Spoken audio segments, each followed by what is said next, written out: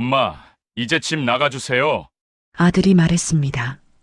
애들 방이 필요해요. 그 말에 며느리도 고개를 끄덕였고 딸은 웃으면서 한마디를 더했습니다. 오빠 말이 맞아요.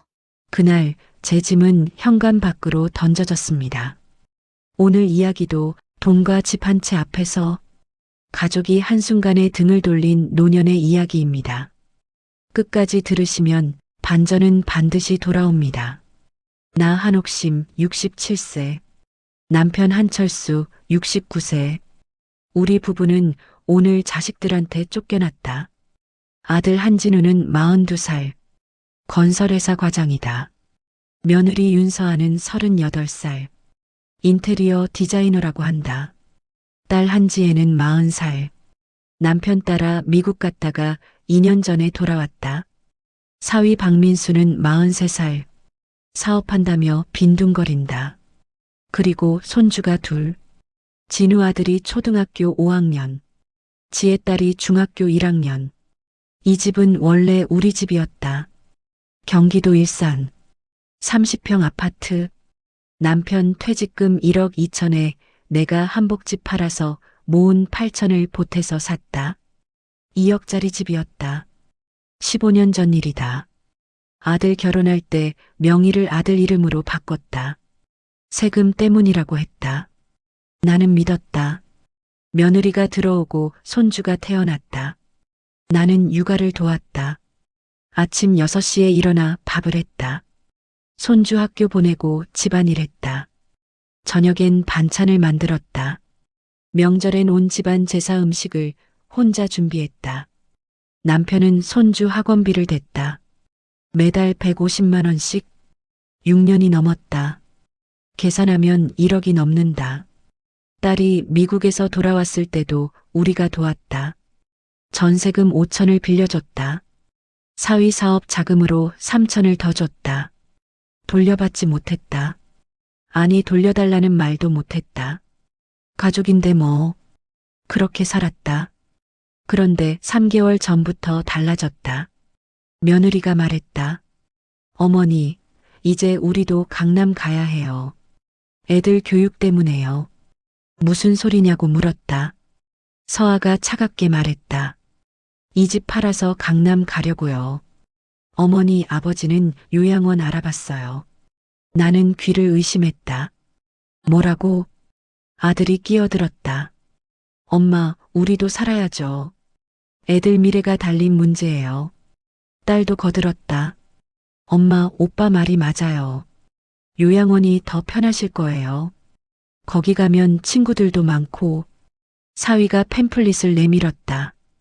여기 괜찮던데요. 한 달에 250만 원이면 돼요. 우리가 반반 낼게요. 나는 남편을 봤다. 남편은 고개를 숙이고 있었다. 입술이 파르르 떨리고 있었다. 그날 밤 우리는 한마디도 하지 못했다. 그리고 오늘 짐을 싸라는 통보를 받았다. 며느리가 부동산을 불렀다. 집을 내놓는다고 했다. 3억 5천에 팔린다고 했다. 15년 전 2억에 산 집이. 아들이 말했다. 엄마, 2주 안에 나가주세요. 계약금 받았어요. 나는 물었다. 진우야, 이 집은 우리 돈으로 산 건데. 아들이 차갑게 말했다. 명의가 제 겁니다. 법적으로 제 집이에요. 며느리가 비웃었다. 시어머니, 그동안 공짜로 사신 거 감사해야죠. 딸도 거들었다. 엄마, 오빠한테 진명에 넘겨준 거 엄마 아빠잖아요. 이제 와서 왜 그러세요? 나는 그 순간 깨달았다. 내 자식들이 아니라는 걸, 괴물들이라는 걸. 짐을 쌌다. 30년 살았던 물건들, 손주 키우면서 모았던 추억들, 다 버려야 했다. 박스 3개가 전부였다. 남편이 내 손을 잡았다. 떨리는 목소리로 말했다. 여보, 미안하오. 내가 명의를 넘긴 게 잘못이오. 나는 고개를 저었다. 아니에요. 우리 잘못이 아니에요. 그리고 나는 박스 맨 밑에서 뭔가를 꺼냈다. 빨간색 상자. 30년 전부터 숨겨뒀던 것. 남편도 모르는 것. 나는 상자를 열었다. 안에는 낡은 공책들이 가득했다. 가계부, 30년치, 그리고 녹음기, 카세트 테이프들, 영수증 뭉치들. 남편이 놀라서 물었다. 이게 뭐요? 나는 처음으로 웃었다. 보험이에요. 30년간 준비한. 남편이 공책을 펼쳤다. 2009년 5월 진우 결혼식 비용 2,800만 원. 2011년 3월 며느리 차 구입 지원 1,200만 원. 2015년 9월 손주 학원비 시작 매달 150만 원. 2018년 6월 달 전세금 지원 5천만 원. 2019년 4월 사위 사업자금 3천만 원.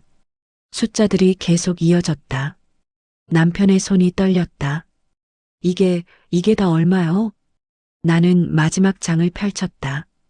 총합계 2억 5,300만 원. 남편이 주저앉았다.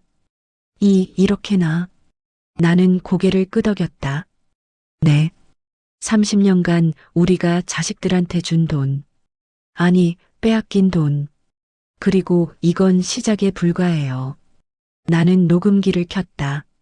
낡은 카세트에서 소리가 흘러나왔다. 며느리 목소리였다. 언니, 나 시어머니 연금 얼마인지 알아냈어. 매달 80만 원이야. 앞으로 20년은 받을 거 아냐? 그럼 2억 가까이 되는 거잖아. 어차피 나중엔 요양원 보낼 건데. 지금 받아두는 게 낫지 않아? 남편의 얼굴이 새하얗게 변했다. 나는 다음 테이프를 넣었다. 딸 목소리였다. 오빠, 엄마, 아빠 요양원 보내. 우리가 돈 내는 척하고 제일 싼 데로. 그럼 우리가 한 달에 100씩만 내면 되잖아. 남은 돈으로 우리의 학원이나 보내자. 남편이 울음을 터뜨렸다. 나는 그의 어깨를 감싸 안았다. 울지 마세요. 이제 시작이에요. 우리가 30년 준비한 게 헛되지 않을 거예요. 그날 밤, 우리는 작은 원룸을 얻었다. 8평도 안 되는 곳. 하지만 괜찮았다. 이제 우리에게 무기가 있으니까. 나는 핸드폰을 꺼냈다. 친정 언니 번호. 정옥란. 71살. 은퇴한 세무사. 전화를 걸었다. 언니, 나야 옥심이. 도와줘. 전쟁을 시작하려고. 언니 집은 서울 서초동이었다. 30평대 아파트. 깔끔하고 조용했다. 언니는 문을 열자마자 나를 꽉 안아줬다. 옥심아, 많이 힘들었지. 나는 그제야 울음을 터뜨렸다. 30년 참았던 눈물이 쏟아졌다. 언니가 남편을 보며 말했다. 매형, 들어오세요. 차 한잔 하시죠. 거실 탁자에 빨간 상자를 올려놓았다. 언니가 상자를 열었다. 공책들을 하나씩 펼쳤다. 안경을 쓰고 꼼꼼히 들여다봤다. 5분, 10분. 언니의 표정이 점점 굳어졌다. 한참을 보더니 언니가 말했다. 옥심아, 너 천재야. 이게 뭔지 알아? 완벽한 증거 자료야. 남편이 물었다. 증거요? 뭘 증명할 수 있는데요? 언니가 공책을 두드렸다. 30년간 자식들한테 간 돈. 날짜, 금액, 용도까지 다 적혀 있어요. 그리고 이 영수증들. 은행 이체 확인증. 카드 사용 내역. 전부 원본이에요. 남편이 한숨을 쉬었다. 그래봤자 우리가 준 거 아닙니까? 돌려받을 수도 없는 거. 언니가 고개를 저었다. 아니에요. 이건 증여가 아니에요. 강요된 지출이에요. 그리고 이 녹음 테이프들. 며느리랑 딸이 모의한 내용이 다 담겨 있어요. 이건 사기예요. 명백한 사기. 나는 언니에게 물었다. 언니, 정말 이걸로 뭔가 할 수 있어? 언니가 단호하게 말했다. 할 수 있어. 아니, 반드시 해야 해. 얘들이 부모를 이렇게 버리면 안 되는 거야. 그날 우리는 밤새 이야기했다. 언니는 모든 자료를 스캔했다. 컴퓨터에 파일로 정리했다. 엑셀로 표를 만들었다. 연도별, 항목별로 깔끔하게. 새벽 4시가 됐을 때 언니가 말했다. 총액이 2억 5,300만 원. 이 중에서 절반 이상이 강요된 지출이에요. 특히 며느리차, 사위 사업자금. 이건 명백히 편취예요. 그리고 가장 중요한 건 언니가 다른 서류를 꺼냈다. 15년 전 부동산 매매 계약서. 집 살 때 서류예요. 남편이 놀라서 말했다. 그게 왜 거기 있어? 언니가 웃었다. 내가 보관하고 있었어요. 옥심이가 부탁해서. 나는 15년 전을 떠올렸다. 집을 살 때, 아들한테 명의를 넘길 때 나는 불안했다. 그래서 언니한테 원본 서류를 맡겼다. 만약을 대비해서 언니가 서류를 펼쳤다. 여기 보세요. 실제 구입자는 한옥심, 한철수 공동 명의예요. 아들 명의는 증여세 회피를 위한 형식상 차명이에요. 하지만 실소유권은 부모님한테 있어요. 이게 공증된 원본이에요. 남편이 벌떡 일어났다. 그럼 집이 우리 거란 말이요? 언니가 고개를 끄덕였다. 법적으로는 그래요. 아들이 마음대로 팔 수 없어요. 부모님 동의 없이는. 나는 가슴이 두근거렸다. 그럼 우리가 막을 수 있어? 언니가 말했다. 막는 정도가 아니에요. 되찾을 수 있어요. 전부 다. 바로 그때 내 핸드폰이 울렸다. 며느리였다. 나는 전화를 받았다. 여보세요. 며느리의 목소리가 차갑게 흘러나왔다. 어머니, 지금 어디 계세요? 나는 침착하게 말했다. 친척 집에 있어. 왜? 며느리가 비웃었다. 집 계약했어요. 잔금은 2주 후에 치러요. 그때까지 짐 다 빼세요. 안 그러면 버릴 거예요. 나는 떨리는 목소리로 물었다. 서아야, 정말 그렇게까지 하려고? 며느리가 쏘아붙였다. 어머니, 저희도 살아야죠. 애들 미래가 달렸어요. 어머니, 아버지는 이미 다 사셨잖아요. 이제 우리 차례예요. 전화가 끊겼다. 나는 핸드폰을 쥔 채 굳어 있었다. 언니가 내 어깨를 잡았다. 옥심아, 괜찮아. 우리한테 시간이 있어. 2주면 충분해. 언니는 즉시 움직였다. 지인 변호사를 불렀다. 김 변호사, 60대 중반, 가족법 전문이었다. 서류를 본 김 변호사가 말했다. 이거 완벽한 사기 사건입니다. 그리고 부동산은 가처분 신청하면 돼요. 매매 자체를 막을 수 있어요. 나는 물었다. 시간이 얼마나 걸려요? 김 변호사가 답했다. 빠르면 3일, 늦어도 일주일이면 법원 결정 나옵니다. 언니가 말했다. 그 전에 한 가지 더 해야 할 게 있어요. 등기부등본 확인. 혹시 아들이 근저당 설정하거나 했는지. 다음 날 아침, 우리는 등기소로 갔다. 일산 등기소. 15년 만에 다시 온 곳. 직원에게 서류를 요청했다. 우리 집 등기부등본. 서류가 나왔다. 언니가 먼저 받아들었다. 얼굴이 굳어졌다. 옥심아, 이거 봐. 나는 서류를 받아들었다.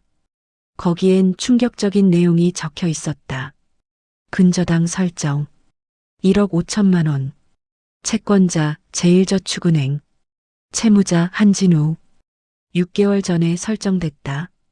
남편이 물었다. 이게 무슨 뜻이오? 언니가 한숨을 쉬었다.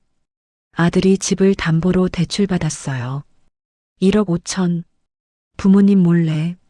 나는 다리에 힘이 풀렸다. 의자에 주저앉았다.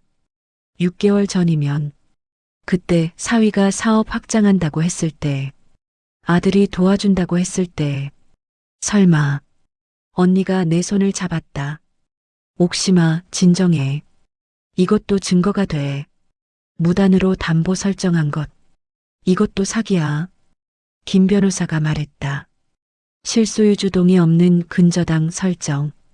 이건 형사상 사기죄에 해당합니다. 고소할 수 있어요. 나는 눈물을 닦았다. 언니, 우리 어떻게 해야 해? 언니가 단호하게 말했다. 일단 가처분 신청. 매매 막는 게 먼저야. 그 다음에 본격적으로 싸우는 거야. 법으로. 그리고 증거로. 우리는 그날 바로 법원에 서류를 냈다. 부동산 처분 금지 가처분 신청. 변호사가 말했다. 3일 안에 결정 날 겁니다. 그 전에 아들 측에 통보가 갈 거예요. 나는 물었다. 그럼 애들이 알겠네요. 우리가 막는다는 걸. 변호사가 고개를 끄덕였다. 네, 알겠죠. 그리고 난리가 날 겁니다. 준비하세요. 그날 저녁, 예상대로 전화가 왔다. 아들이었다. 엄마, 이게 무슨 짓이야? 법원에서 서류 왔어. 나는 침착하게 말했다. 집은 내 거야. 내 마음대로 팔 수 없어. 아들이 소리쳤다. 명의가 내 겁니다. 내 집이에요. 나는 차갑게 말했다. 진우야, 법원에서 판단할 거야. 누구 집인지. 전화를 끊었다. 손이 떨렸다. 하지만 후회는 없었다. 언니가 내 어깨를 토닥였다. 잘했어, 옥심아. 이제 진짜 싸움이 시작이야. 그리고 우리가 이길 거야. 반드시. 3일 후 법원 결정문이 왔다. 가처분 인용. 부동산 처분 금지. 변호사가 웃으며 말했다. 축하드립니다. 이제 아들이 집을 팔 수 없어요. 나는 결정문을 꼭 쥐었다. 30년 만에 처음 느끼는 승리였다. 하지만 기쁨도 잠시. 그날 저녁 아들이 집으로 쳐들어왔다. 언니 집 초인종을 미친 듯이 눌렀다.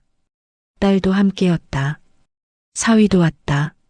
셋이서 현관문을 두드렸다. 엄마, 나와요. 도대체 무슨 짓이에요? 언니가 문을 열었다. 뭐 하는 짓들이야? 아들이 소리쳤다. 고모, 이건 고모랑 상관없는 일이에요. 엄마 좀 내보내주세요. 나는 밖으로 나갔다. 아들과 딸이 나를 노려봤다.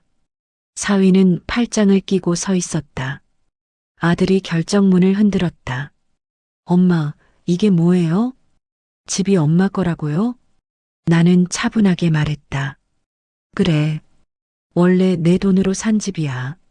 내 명의는 세금 때문에 빌려준 거고. 딸이 끼어들었다. 엄마, 그게 15년 전 일이잖아요.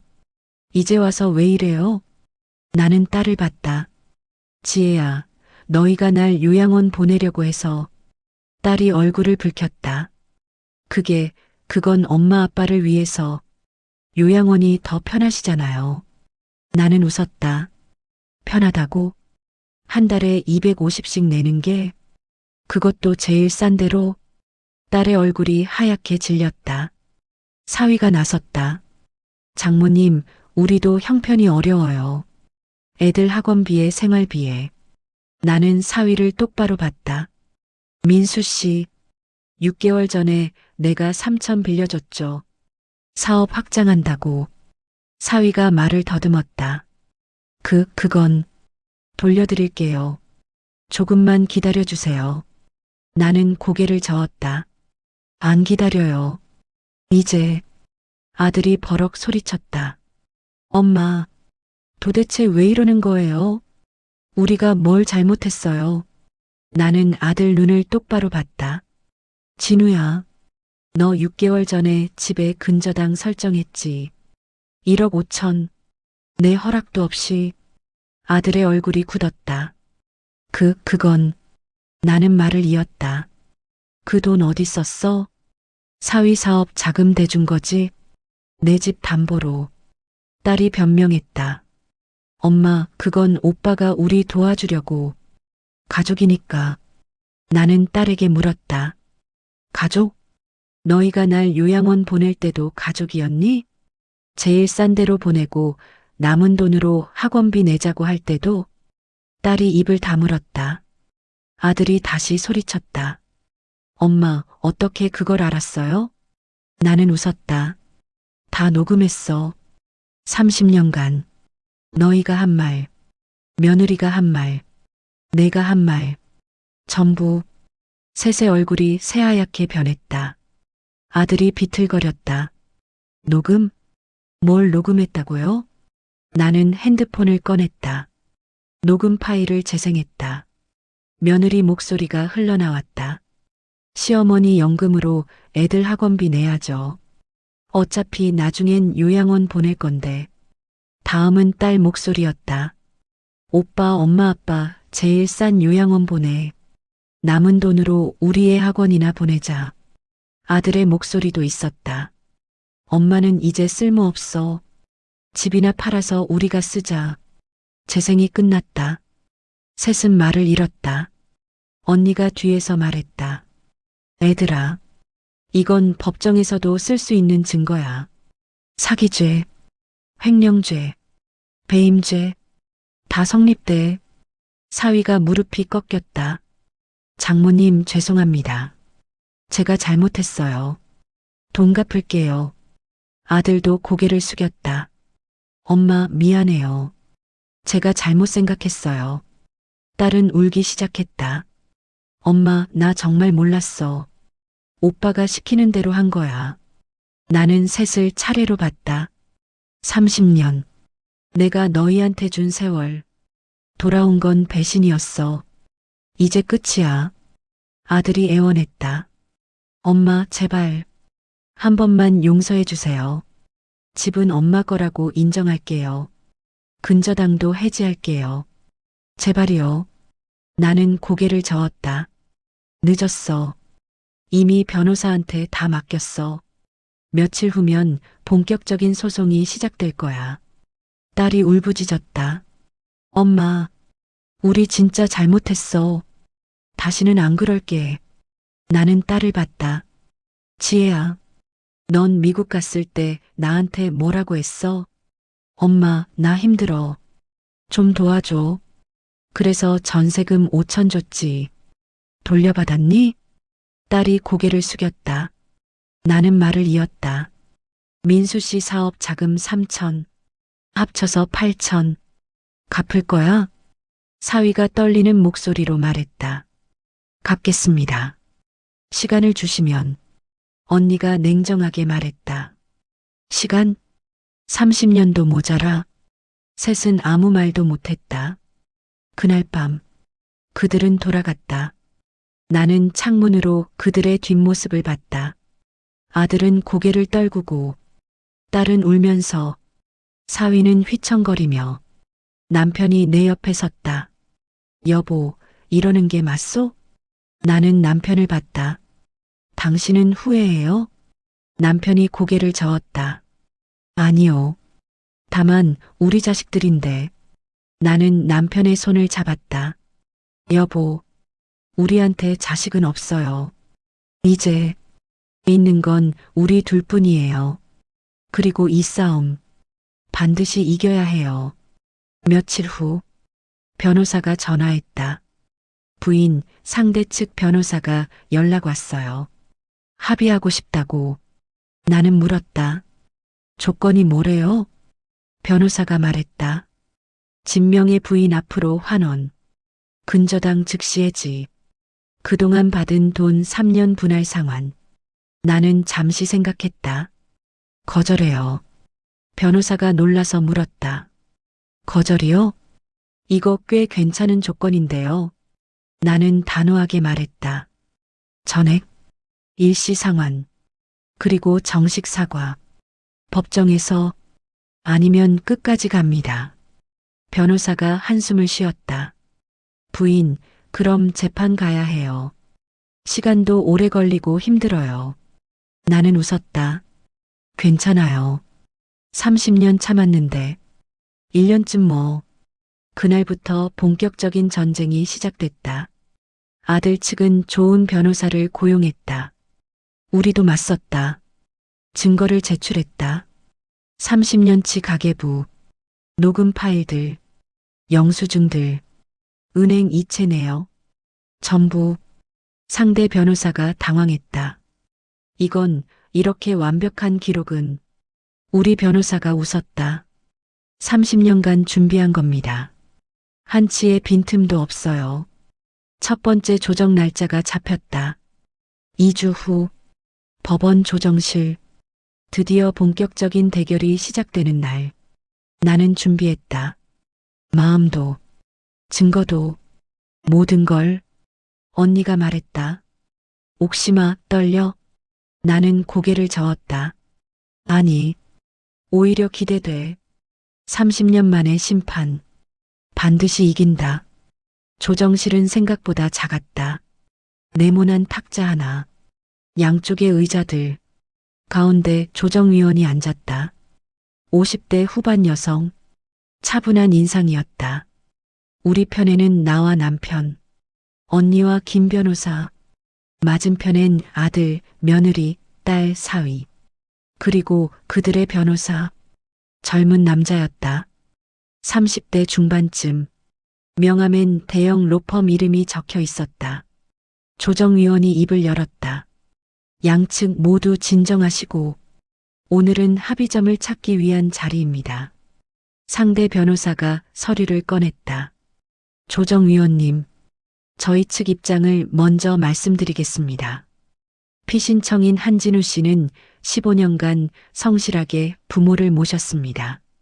같은 집에서 함께 살며 생활비를 전부 부담했습니다. 월 평균 300만 원, 15년이면 5억 4천만 원입니다. 나는 귀를 의심했다. 5억? 상대 변호사가 계속 말했다. 또한 손주 양육을 부모님께 맡긴 것도. 이는 부모님의 자발적 의사였습니다. 오히려 손주와 함께 지내며 외로움을 달랬습니다. 그리고 이번 이 사건도 부모님의 노후를 위한 최선의 선택이었습니다.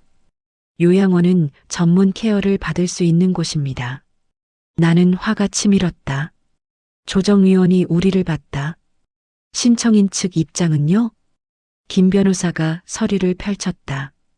조정위원님, 상대 측 주장은 거짓입니다. 먼저 생활비 5억 4천. 이건 과장입니다. 실제로는 월 150 정도였습니다. 그것도 신청인들의 연금과 저축으로 충당했습니다. 그리고 손주 양육. 이건 강요였습니다. 며느리가 일한다는 이유로 아침 6시부터 밤 10시까지 무보수 가사 노동이었습니다. 상대 변호사가 반박했다. 증거가 있습니까? 김 변호사가 녹음기를 꺼냈다. 있습니다. 녹음이 재생됐다. 며느리 목소리였다. 언니, 시어머니가 애 안 봐주면 내가 일을 못해. 그냥 당연한 거라고 세뇌시켰어. 할머니가 손주 보는 거 당연한 거 아니냐고. 조정위원의 눈썹이 올라갔다. 며느리의 얼굴이 새하얗게 질렸다. 다음 녹음이 재생됐다. 딸 목소리였다.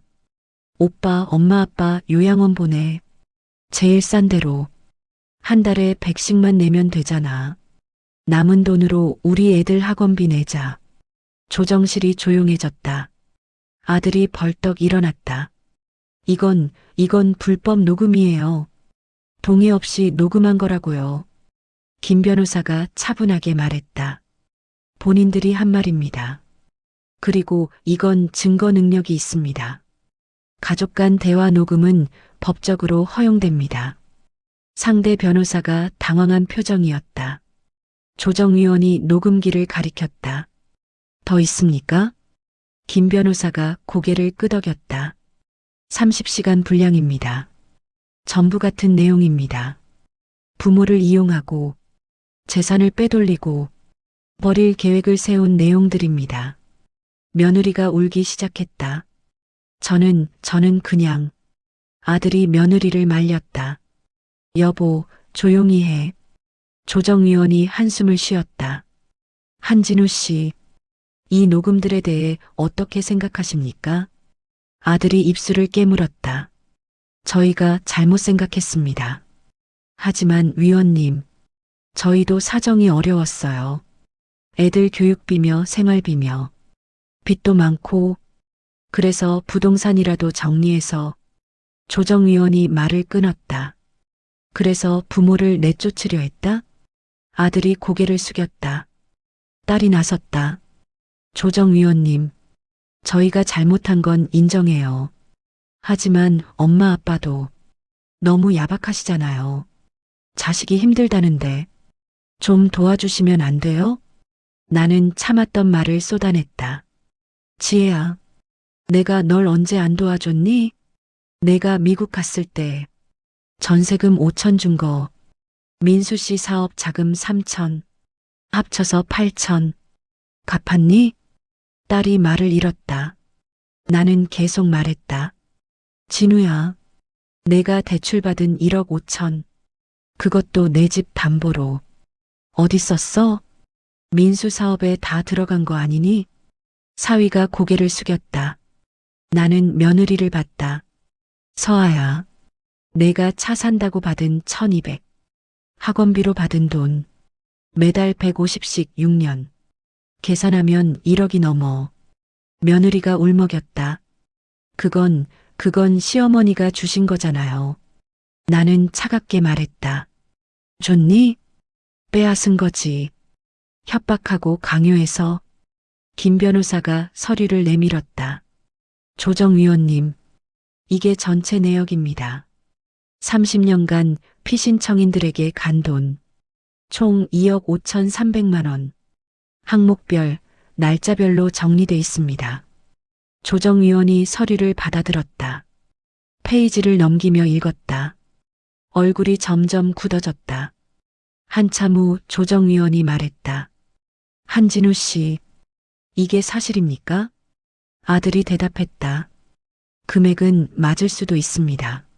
하지만 저희가 강요한 건 아니에요. 부모님이 주신 거예요. 자발적으로.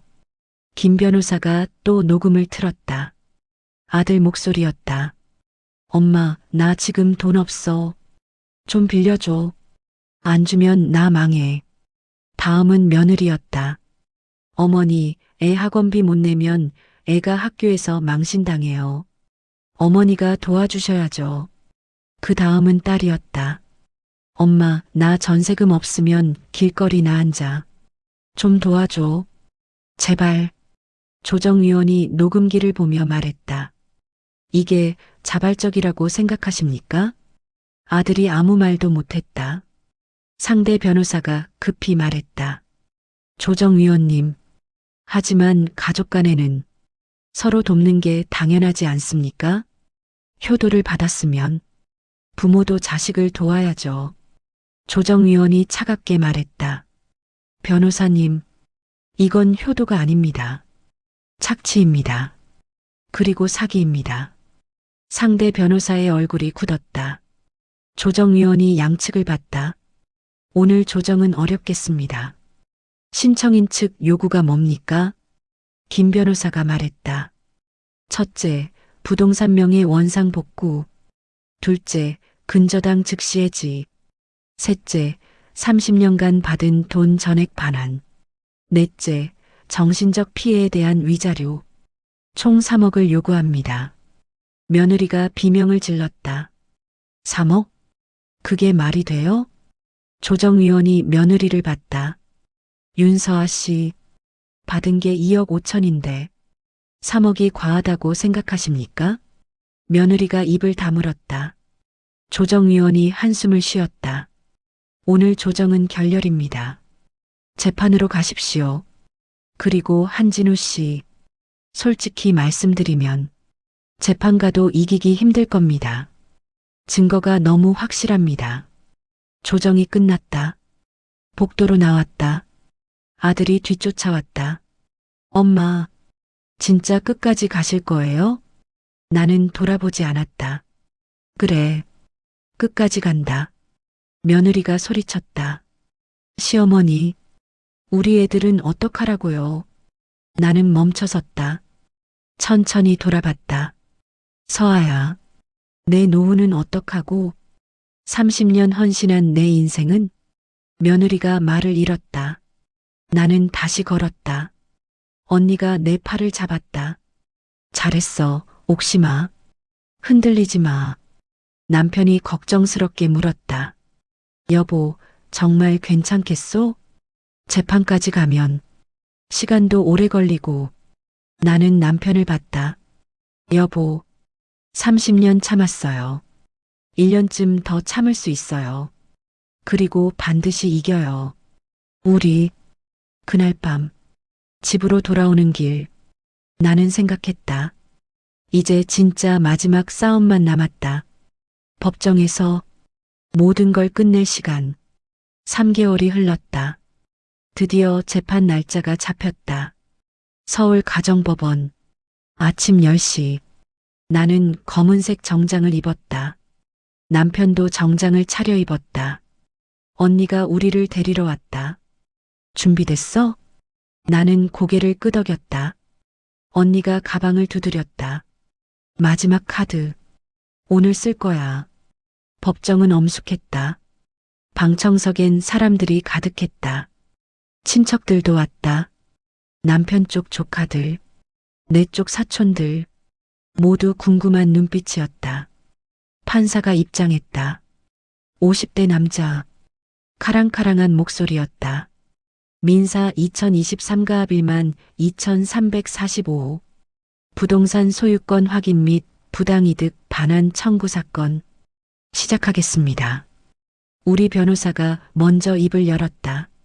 판사님, 이 사건은 단순한 재산 분쟁이 아닙니다. 30년간 부모를 착취한 자식들의 범죄 행위입니다. 상대 변호사가 반박했다.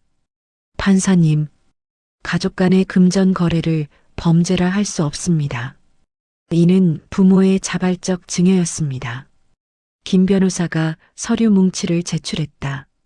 판사님, 이게 30년간의 기록입니다. 가계부 영수증, 이체 내역, 그리고 녹음 파일들 모두 증거로 제출합니다. 판사가 서류를 받았다. 한참 들여다봤다. 표정이 점점 어두워졌다. 변호인, 이 녹음들 언제 녹음한 겁니까? 김 변호사가 답했다. 최근 3년간입니다. 피고인들이 원고를 요양원에 보내려 한 시기부터. 판사가 고개를 끄덕였다. 재생해 보시죠. 법정에 녹음이 흘러나왔다. 며느리 목소리. 시어머니 연금으로 애들 학원비 내야죠. 딸 목소리. 엄마 아빠 제일 싼 요양원 보내. 아들 목소리. 엄마는 이제 쓸모없어. 방청석이 술렁였다. 친척들이 수군거렸다. 아들의 얼굴이 새하얗게 질렸다. 며느리는 고개를 숙였다. 딸은 울고 있었다. 판사가 녹음을 멈췄다. 피고인 한진우. 이게 사실입니까? 아들이 떨리는 목소리로 답했다. 저희가 잘못 생각했습니다. 하지만 부모님도 저희를 너무 몰아붙이시는 거 아닙니까? 방청석에서 야유가 터졌다. 판사가 망치를 두드렸다. 조용히 하십시오.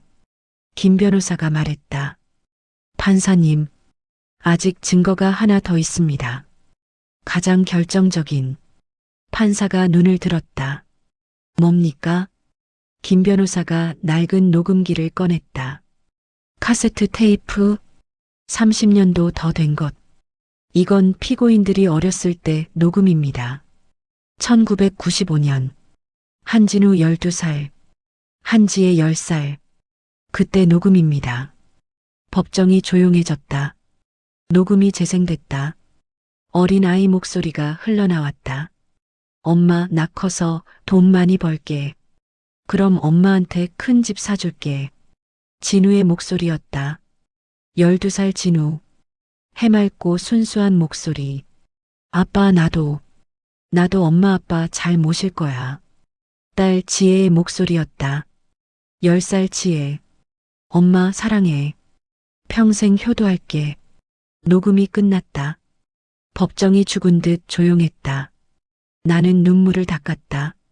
30년 전, 그때의 아이들, 순수하고 착했던 판사가 아들을 봤다.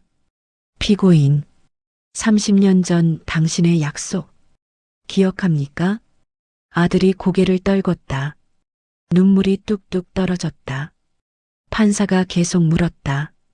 큰 집 사주겠다던 그 약속, 지켰습니까?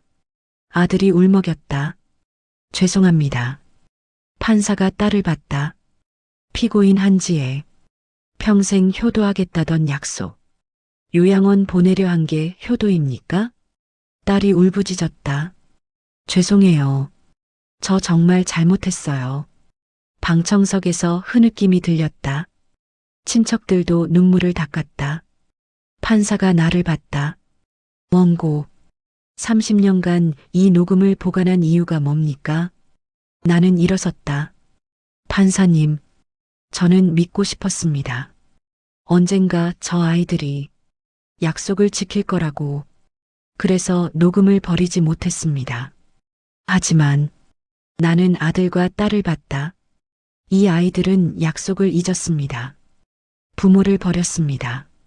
30년 헌신한 저를 쓰레기처럼 버렸습니다.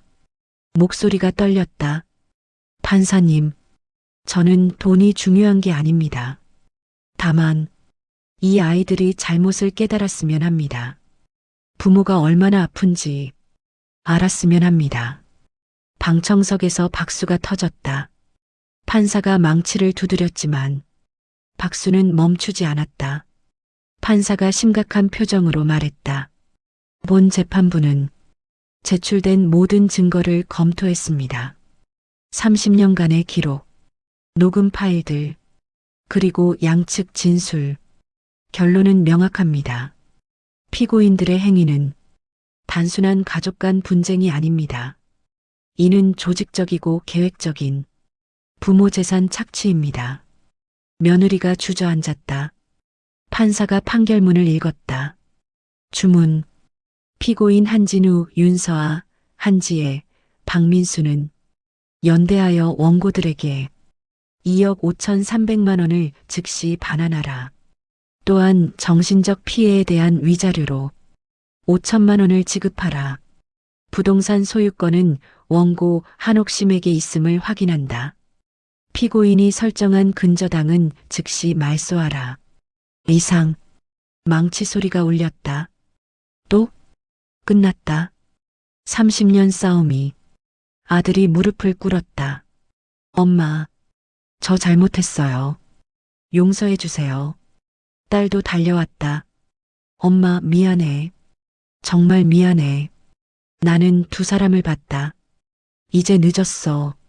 나한텐 너희가 없어. 며느리가 애원했다. 시어머니, 제발 한 번만. 나는 고개를 저었다. 30년.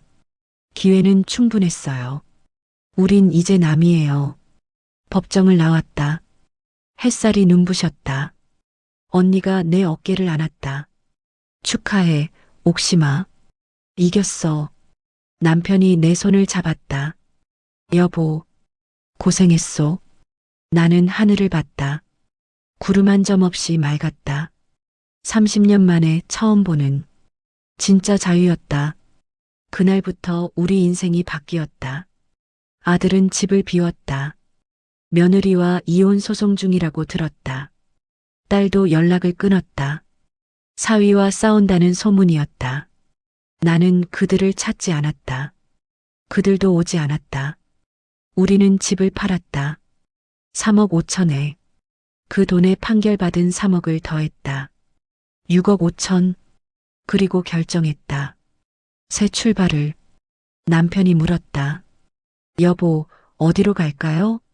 나는 웃으며 답했다. 제주도. 바다 보이는 곳. 우리 둘만의 작은 집. 그리고 한 달 후, 우리는 제주도에 있었다. 작은 카페를 열었다. 바다가 보이는. 손님들이 왔다. 커피를 마시며 바다를 봤다. 나는 처음으로 평화를 느꼈다. 30년 만에 어느 날 낯선 번호로 전화가 왔다. 받았다. 엄마, 나 진우야. 나는 잠시 침묵했다. 무슨 일이야? 아들의 목소리가 떨렸다. 엄마, 나 잘못했어. 진심으로. 용서해 줄 수 없어? 나는 창밖 바다를 봤다. 진우야, 나는 이제 행복해. 너 없이도, 너희 없이도. 아들이 울었다. 엄마, 나는 조용히 말했다. 잘 살아. 그리고 내 아이들한테는 나처럼 하지 마. 전화를 끊었다. 남편이 물었다. 괜찮소? 나는 고개를 끄덕였다. 괜찮아요. 이제 정말 우리 인생이니까. 제주도에서의 1년. 카페는 잘 됐다. 단골 손님들이 생겼다. 70대 할머니.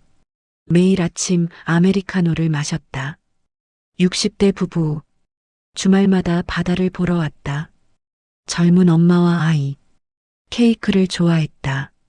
나는 그들과 이야기를 나눴다. 웃었다. 30년 만에 처음으로 진짜 내 시간을 살았다. 어느 날 오후 카페 문이 열렸다. 40대 여자가 들어왔다. 낯익은 얼굴. 잠시 생각하다 깨달았다. 미나? 여자가 환하게 웃었다. 이모, 저 김미나예요. 내 친정 조카였다. 20년 만이었다. 미나가 달려와 나를 안았다. 이모, 보고 싶었어요. 나는 눈물이 났다. 미나야, 어떻게 여길 알았어? 미나가 핸드폰을 보여줬다. SNS에서 봤어요. 제주도 카페. 이모 이름이랑 똑같아서 설마 했는데 진짜 이모였네요. 우리는 한참을 이야기했다. 미나는 서울에서 회사를 다녔다. 결혼은 안 했다. 부모님은 5년 전 돌아가셨다. 이모, 오빠들 소식 들었어요. 재판 얘기. 나는 고개를 끄덕였다. 다 끝났어. 미나가 내 손을 잡았다. 이모 잘하셨어요. 참는 게 미덕이 아니에요. 당당하게 싸우는 게 맞는 거예요. 나는 웃었다. 고마워, 미나야. 미나가 카페를 둘러봤다. 여기 좋네요. 평화로워 보여요. 이모 얼굴도 밝아지셨어요. 나는 창밖을 봤다. 푸른 바다, 하얀 구름. 그래, 이제야 사는 것 같아. 미나가 일주일 머물렀다. 카페를 도왔다. 손님들과 이야기했다. 남편이랑 셋이서 저녁을 먹었다. 떠나는 날, 미나가 말했다. 이모, 자주 올게요. 이제 이모가 제 진짜 가족이에요. 나는 미나를 안았다. 그래, 우리 가족하자. 미나가 떠난 후, 나는 남편에게 말했다. 여보, 우리 행복하죠?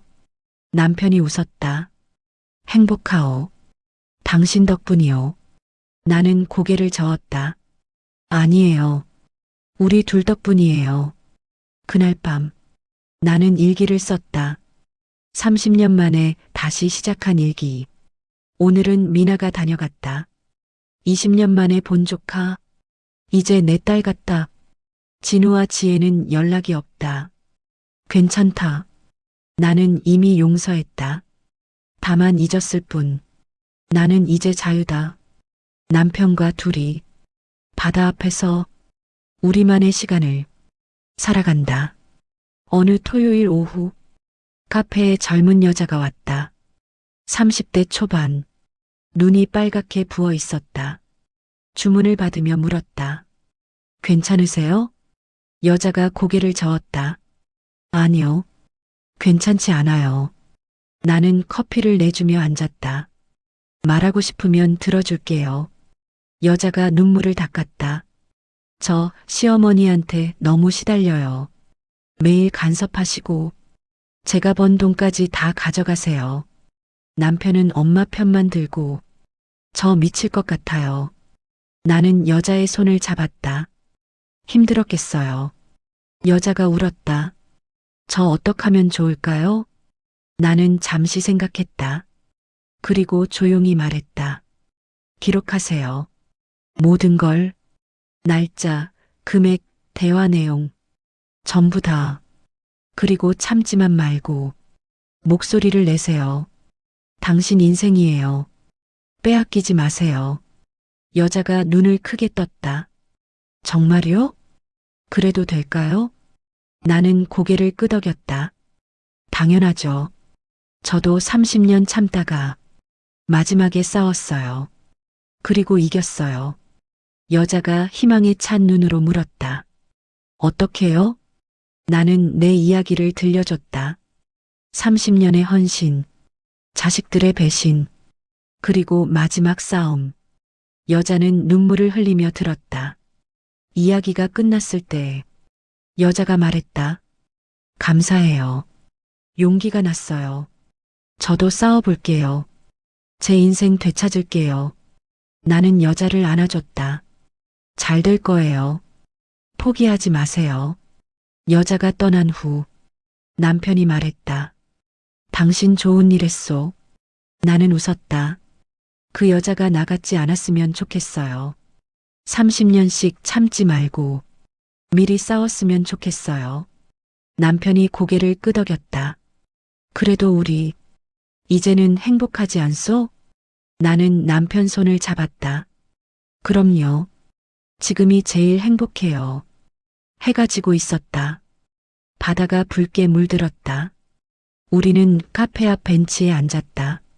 손을 맞잡고 노을을 봤다. 남편이 말했다. 여보, 후회 없소? 나는 고개를 저었다. 전혀요. 오히려 잘한 것 같아요. 이제야 우리 인생이니까. 남편이 웃었다. 그래. 이제야 우리 인생이요. 그날 밤 나는 마지막 일기를 썼다. 오늘 젊은 며느리를 만났다. 나처럼 힘들어하는 내 이야기를 들려줬다. 용기를 줬다. 그 여자가 나처럼 30년을 허비하지 않길 바란다. 미리 싸우고 미리 자유를 찾길 바란다. 나는 배웠다. 가족은 피가 아니라는 걸, 사랑과 존중이라는 걸, 서로를 짓밟는 관계는 가족이 아니라는 걸. 이제 나는 자유다. 남편과 함께 바다 앞에서 우리만의 행복을 산다. 그리고 이제 안다. 인생은 언제든 다시 시작할 수 있다는 걸. 67세에도 69세에도 늦지 않았다는 걸. 이 이야기를 듣는 당신, 혹시 지금 힘든가요? 가족 때문에, 자식 때문에, 며느리 때문에, 시댁 때문에. 참지 마세요. 기록하세요. 싸우세요. 당신 인생은 당신 것입니다. 빼앗기지 마세요. 그리고 기억하세요. 언제든 다시 시작할 수 있다는 걸. 이 이야기가 마음에 와닿으셨나요? 이 채널에는 비슷한 이야기가 더 있습니다. 30년 바람핀 남편에게 복수한 아내의 이야기, 시댁 식구들에게 당한 며느리의 통쾌한 반격, 친구에게 배신당한 60대의 완벽한 역전, 모두 진짜 승리한 사람들의 이야기입니다. 당신도 이길 수 있습니다. 포기하지 마세요. 오늘 이야기는 여기까지입니다. 다음 이야기에서 다시 만나요.